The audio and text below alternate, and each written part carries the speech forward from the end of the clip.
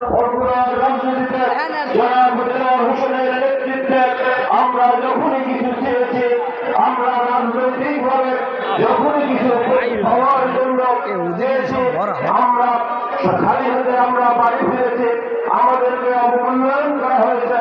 আমরা কিন্তু ক্ষমতার স্বাদ না পেয়েও আমরা সেই যুগ যুগ ধরে এই বগুড়ার সাধারণ মানুষের পাশে থেকে কাজ করেছি।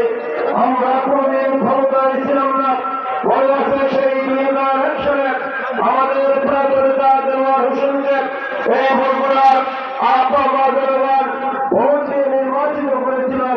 তারপরেও আমরা বগুড়ায় কোনো ক্ষমতার স্বাদ নিতে পারি না। আমরা ক্ষমতার পিছে কোনদিন আমরা নিজেদেরকে গা ভাসিয়েও তৈরি।